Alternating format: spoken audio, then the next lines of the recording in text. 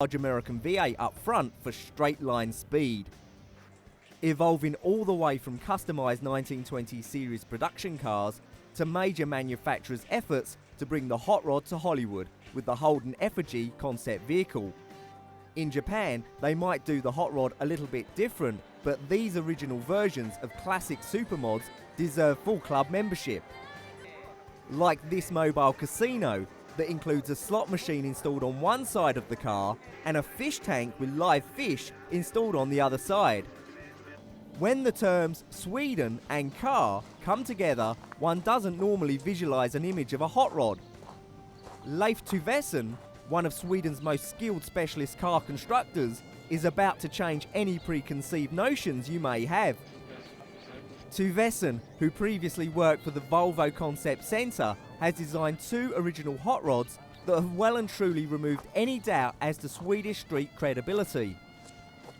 Having previously won the prestigious Hot Rod of the Year award from Hot Rod magazine, Tuvesen has now turned his talents to reinventing the hot rod. The V8-powered Caresto Speedster has been carefully handcrafted into life under the watchful Tuvesen gaze. Thanks to the mid-engine layout, this sports rod has an ideal 60-40 back-to-front weight distribution and is completely constructed from aluminium and carbon fibre, with an advanced sports car chassis fitted with Öhlins shock absorbers. The steering wheel, instruments and gear selector come from Volvo, as does the V8 engine, the 6-speed automatic transmission and the car's electrical system.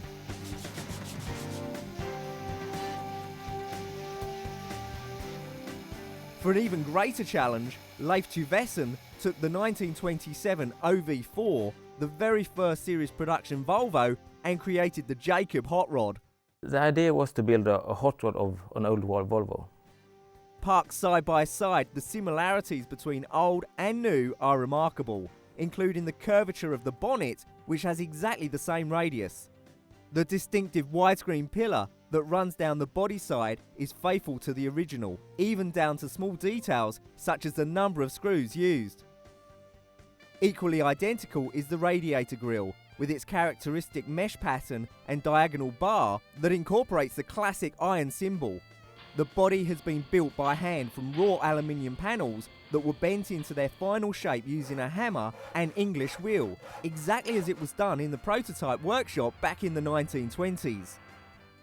The two-seater Jacob is far smaller than the original four-seater and features a carbon fibre body incorporating typical minimalist design of the traditional hot rod.